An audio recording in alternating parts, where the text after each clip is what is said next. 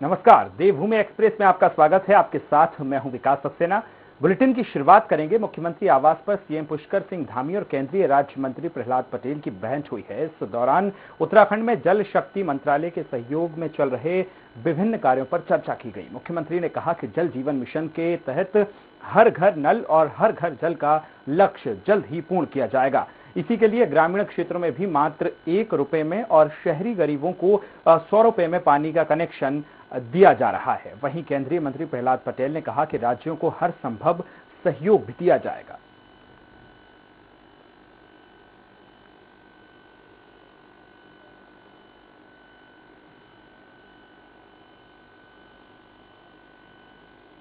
दो दिन के प्रवास पर देहरादून पहुंचे केंद्रीय जल शक्ति राज्य मंत्री प्रहलाद पटेल ने भाजपा प्रदेश कार्यालय में पत्रकार वार्ता की है।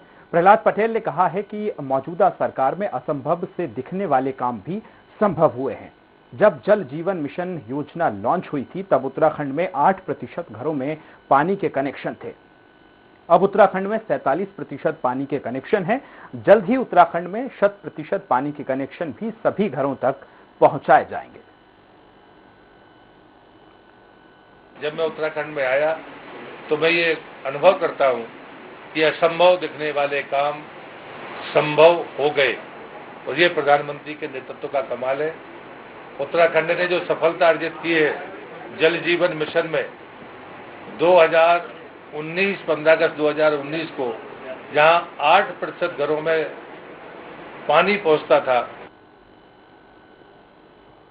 देहरादून में नीति आयोग के उपाध्यक्ष डॉक्टर राजीव कुमार ने कहा है कि नीति आयोग उत्तराखंड के विकास में पार्टनर की भूमिका निभा रहा है। नीति आयोग उत्तराखंड के विकास में अधिक से अधिक मददगार बनने के लिए संकल्पित है। मुख्यमंत्री पुष्कर सिंह धामी ने भी जीएसटी कंपनसेशन को लेकर कहा है कि साल 2022 के बाद भी अब ये जारी रखने में सहयोग का अनुरोध उन्होंने किया है और साथ ही कहा है कि केंद्रीय योजनाओं के मानकों में प्लॉटिंग का पॉपुलेशन भी शामिल इसमें किया जाना चाहिए ताकि सचिवालय में नीति आयोग के अगर बात की जाए तो उपाध्यक्ष डॉक्टर राजीव कुमार, मुख्यमंत्री श्री पुष्कर सिंह धामी, नीति आयोग के वरिष्ठ सलाहकारों और राज्य सरकार के लिए अधिकारियों की एक बैठक में उत्तराखंड के सुनियोजित विकास पर विस्तार से विचार विमर्श इस दौरान किया गया।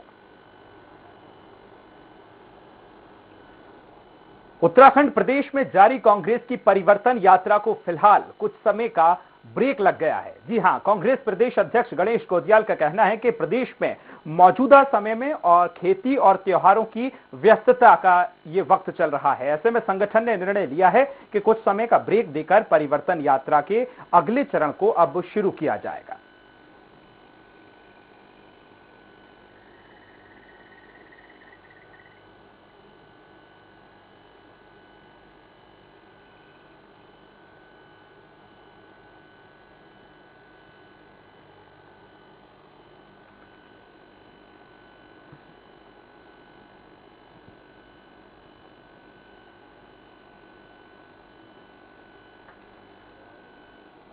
तो उत्तराखंड प्रदेश में जारी कांग्रेस की परिवर्तन यात्रा को फिलहाल कुछ समय का ब्रेक मिल गया है। कांग्रेस प्रदेश अध्यक्ष गणेश गोदियाल का कहना है कि प्रदेश में मौजूदा समय में खेती और त्योहारों की व्यस्तता है। ऐसे में संगठन ने निर्णय लिया है कि कुछ समय का ब्रेक देकर परिवर्तन यात्रा को अगले चरण की उसकी शुरुआत की जाएगी।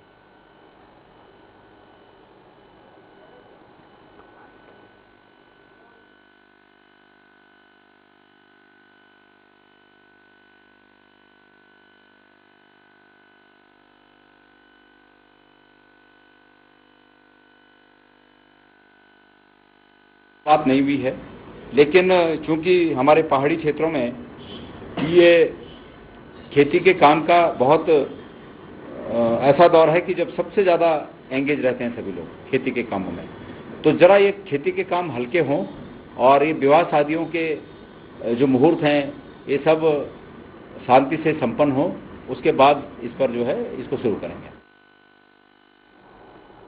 आगामी विधानसभा चुनाव से पहले भू कानून उत्तराखंड में एक बड़ा मुद्दा वहां पर बन सकता है, जिसकी मांग को लेकर अब लगातार सामाजिक संगठन बैठकें कर रहे हैं। देहरादून के शहीद स्मारक सभागार में भी भू कानून की मांग को लेकर बैठक की गई है, जिसमें सरकार से अगले संभावित विधानसभा के 1 दिवसीय विशेष सत्र में भू कानून बिल लाने की मांग की गई है।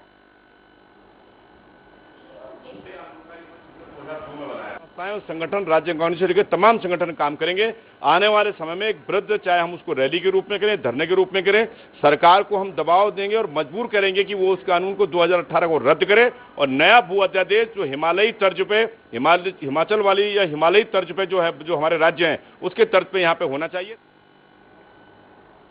काशीपुर के एलडी भट्ट राजकीय चिकित्सालय में आशा कार्यकर्ताओं ने अपनी 12 सूत्रीय मांगों को लेकर जमकर प्रदर्शन किया है, जहां आशा कार्यकर्ताओं ने प्रदेश सरकार के खिलाफ जमकर नारेबाजी करते हुए कार्य का बहिष्कार किया है। आशा कार्यकर्ताओं ने कहा है कि सीएम पुष्कर सिंह धामी बार बार सिर्फ आश्वासन दे रहे हैं, लेकिन बावजूद इसके कोई निर्णय नहीं हो पा रहा है। वहीं आशा कार्यकर्ताओं ने मांगी पूरी नहीं होने पर भी अब जेल भरो आंदोलन की चेतावनी दी है।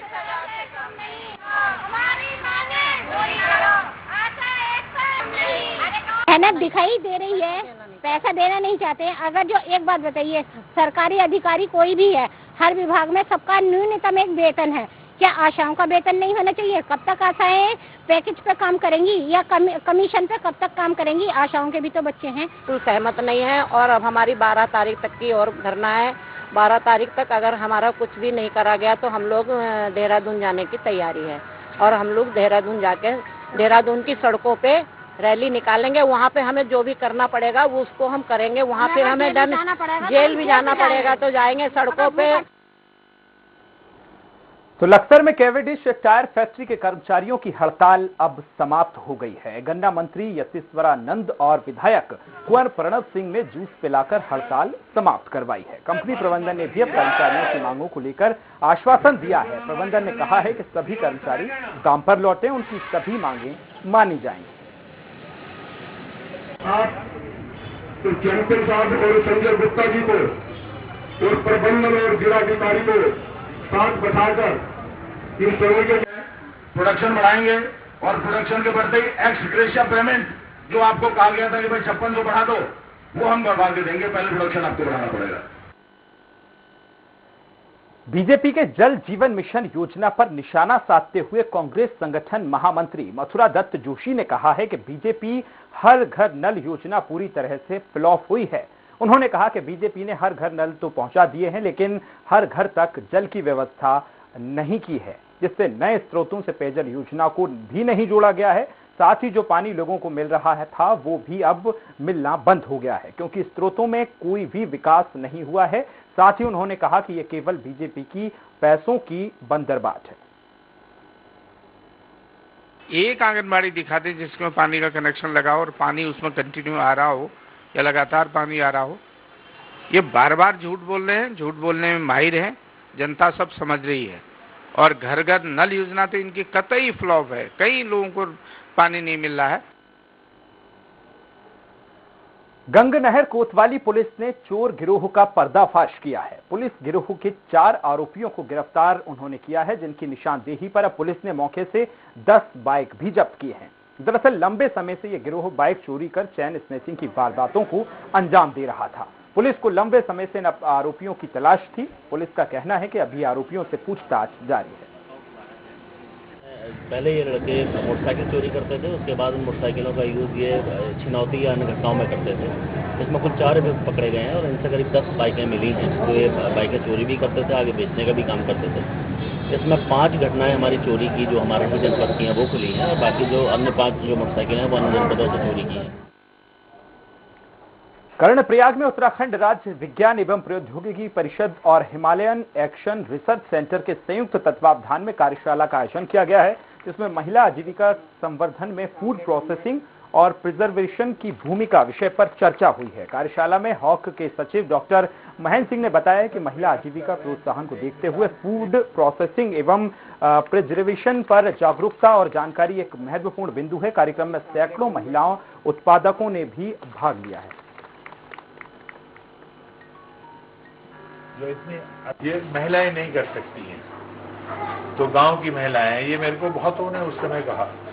तो मैंने कहा देखिए अभी तो हम नहीं कह सकते कि वे कर सकती नहीं कर सकती, तो एक बार करने देते हैं फिर इसके ऊपर बात करेंगे। और आज आपके सामने उदाहरण है कि ये सारा कार्य जो है इतनी एडवांस इक्विपमेंट है, उनको प्रशिक्षण देने के लिए हम लोग महिलाओं को क्या करना चाहिए, आगे कैसे बढ़ना चाहिए, वो सारे मतलब जैसे हॉल पर जरवाले हुए और अलग अलग जगह से जो हमें यहाँ बुला रहे हैं, इसीलिए बुला रहे हैं हम कुछ न कुछ सिखाए हैं, क्योंकि गांव में उन महिलाओं को उतना ज्ञान नहीं है, तो यहाँ पे उनको कुछ ज्ञान प्राप्त करें। इसी के साथ बुलेटिन में वक्त एक छोटे से ब्रेक का, जल्द लौट रहे हैं।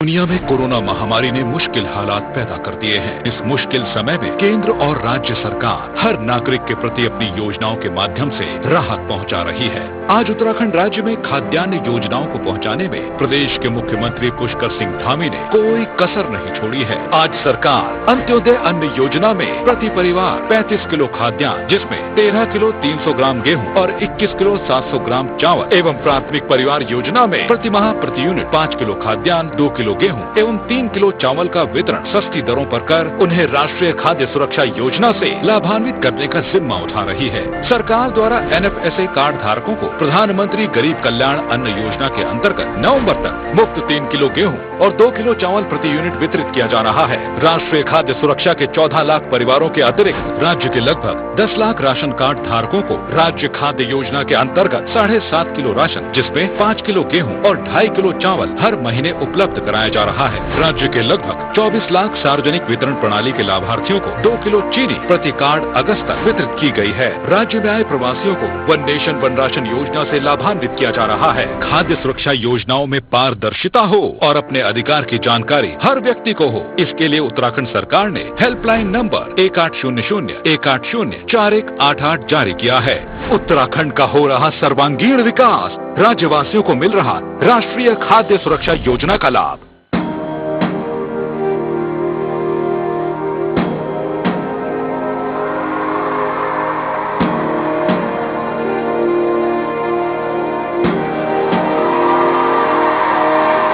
अब बच्चा बच्चा देशभक्ति पढ़ेगा, अब बच्चा बच्चा देशभक्त बनेगा।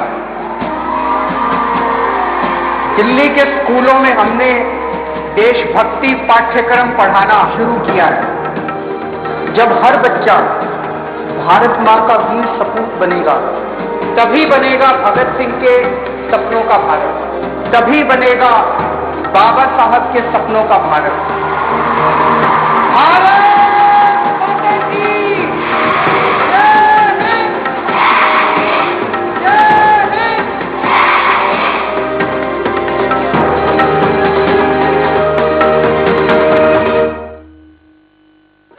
RKDF university Bhopal, most awarded university of Madhya Pradesh, जहां 105 एकड़ के विशाल कैंपस में स्टूडेंट्स को मिलती है world class education facility, foreign exchange program, hitech lab, hygienic food facility और CCTV secured hostel. RKDF university is the most innovative university of Madhya Pradesh, जहां के रिसर्च को मिलता है भारत सरकार और अंतर्राष्ट्रीय स्तर पर सम्मान। उच्च शिक्षा के क्षेत्र की नई पहचान। RKDF university, Gandhinagar, Bhopal. For admission detail contact 1800-2700-320।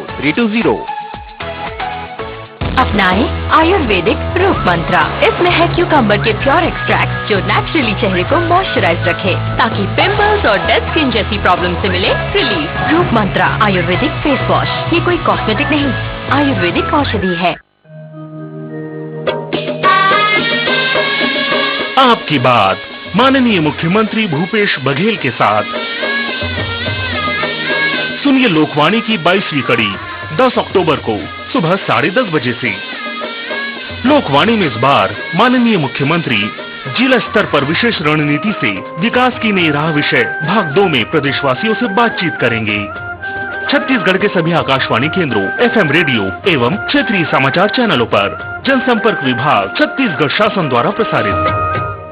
Multani Coca cough syrup, तुलसी, वसा, यसली मधु, पिपली के गुणों से भरपूर, जो खांसी पर करे तुरंत असर, ताकि बदलते मौसम के साथ आप न बदले।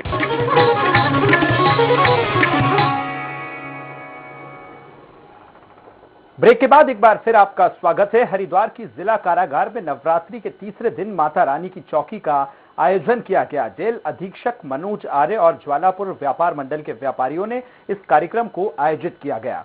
बता दें कि माता रानी की चौकी का आयोजन करने का उद्देश्य जेल में बंद कैदियों को देश प्रेम और अध्यात्म की तरफ आकर्षित करना है। इधर कार्यक्रम के दौरान कैदी सरताज सिंह ने माता रानी के भजन भी सुनाए।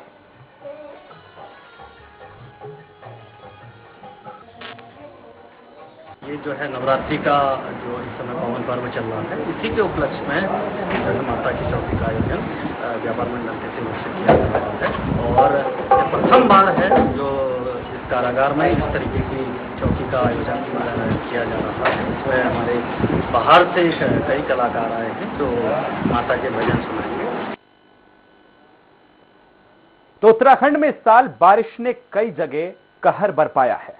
बरसते मानसून ने अब उसकी विदाई हो चुकी है। मौसम विभाग के अधिकारी डॉक्टर विक्रम सिंह का कहना है कि 8 अक्टूबर को मौसम की विदाई हो चुकी है और इस साल मानसून सामान्य रहा है। अधिकारियों का कहना है कि बात की जाए तो 1170 मीटर बारिश यानी कि 1170 मीटर बारिश को सामान्य कहा जाता है और इस साल की बारिश 1154 मिलीमीटर बारिश दर्ज की गई है, जो सामान्य में ही आती है।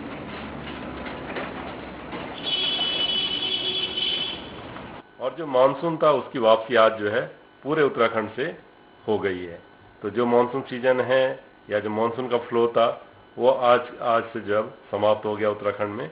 और आगे जब उत्तराखंड में आप देखेंगे अभी जो 5 से 7 दिन या करीब 10 दिन की बात करें तो कोई बारिश की एक्टिविटी नहीं है। पौड़ी में मुख्य बस अड्डे का निर्माण अभी तक नहीं हो पाया है। 2006 में इस अड्डे का जो अड्डा है इसका निर्माण कार्य शुरू हुआ था, जो आज तक अधूरा पड़ा है। इस बस अड्डे का 3 बार शिलान्यास हो गया है, लेकिन आज तक लोकार्पण नहीं हो पाया है, जिसके चलते लोगों को अब परेशानियों का सामना करना पड़ता है। प्रदेश के स्वास्थ्य मंत्री धन सिंह रावत ने कहा है कि इस बार इस बस अड्डे का निर्माण जल्द ही पूरा कर लिया जाएगा, जिसमें पार्किंग के साथ साथ दूसरी सुविधाएं भी मुहैया कराई जाए। पौड़ी में पार्किंग की बहुत बड़ी दिक्कत है और पहले चरण का काम काफी हो चुका है। दूसरे चरण के लिए भी 3 करोड़ 68 लाख रुपए जो है अब मुक्त हो गए हैं और मुझे आशा और विश्वास है कि बहुत जल्दी ये काम पूरा हो जाएगा। शहर में किसी भी निर्माण कार्य का एक बार शिलान्यास होता है और अवशेष कार्य के लिए जब पैसा निकलता रहता है तो अवशेष कार्य आगे चलता रहता है, लेकिन ये केवल राजनीति का अड्डा है और पौड़ी के बस अड्डे पे नगर पालिका हो, चाहे भाजपा हो, चाहे कांग्रेस हो, हर किसी ने राजनीति की है और आज ये राजनीति हो रही है। खबर देहरादून से है, जहां शिक्षा विभाग में एक बार फिर से तबादलों को लेकर कवायद तेज होती चली जा रही है। सरकार ने भले ही इस वर्ष तबादला सत्र शून्य किया है, लेकिन निगम अगर बात की जाए तो नियम 27 के तहत गंभीर बीमारियों से ग्रसित शिक्षकों के तबादलों का लाभ उनको दिया जाएगा। महानिदेशक बंशीधर तिवारी ने बताया कि तबादला सत्र शुरू होने के चलते तबादले भारी संख्या में नहीं किए जा सकते हैं। इसको लेकर भी नियम 27 में गंभीर बीमारी से ग्रसित जो हैं उन्हीं को ही तबादला दिया जाएगा।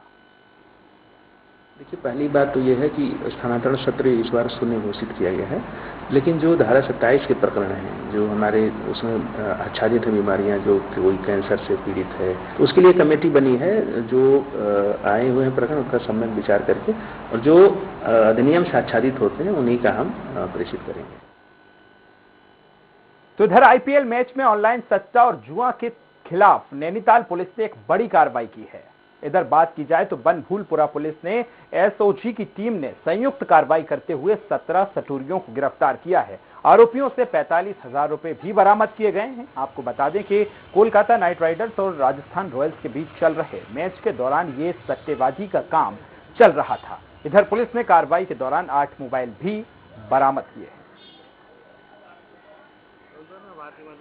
कोलकाता नाइट राइडर्स और राजस्थान रॉयल्स के बीच में मैच चल रहा था। सूचना मिली कि कुछ लोग इसमें सट्टा खेल रहे हैं। इसी सूचना पर पुलिस गई। छापेमारी के दौरान 9 लोगों को गिरफ्तार किया गया है। इनके पास से लगभग 31,000 रुपये की बरामदगी हुई है। 8 मोबाइल भी मिले हैं।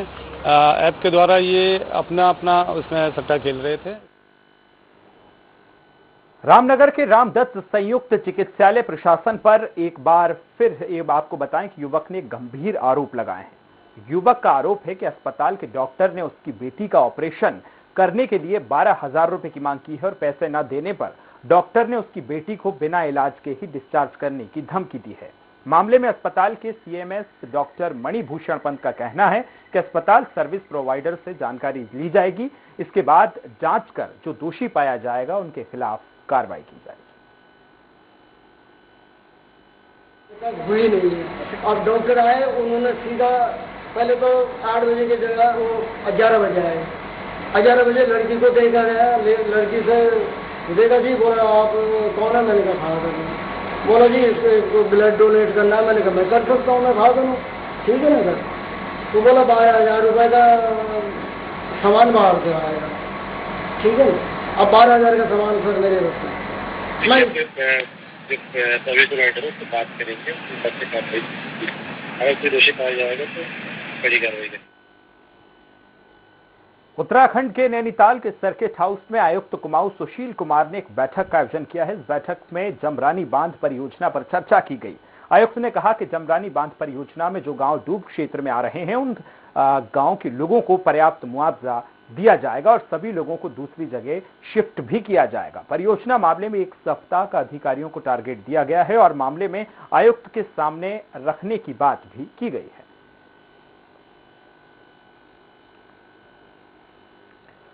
मसूरी पहुंचने पर निशानेबाजी कोच सुभाष राणा का जोरदार स्वागत हुआ है। पत्रकारों से बात करते हुए उन्होंने कहा है कि पीएम मोदी से मिलना सबसे अच्छा अनुभव था। पीएम मोदी ने युवाओं को संदेश देते हुए कहा है कि युवा नशे से दूर रहें और लक्ष्य बनाकर उसको पाने के लिए प्रयास करते रहें। सुभाष राणा ने युवाओं को धैर्य रखने का भी संदेश दिया है। उन्होंने कहा कि धैर्य, आत्मविश्वास और दृढ़ इच्छा अगर हो तो निश्चित है कि आपको सफलता और लक्ष्य जरूर प्राप्त होगा।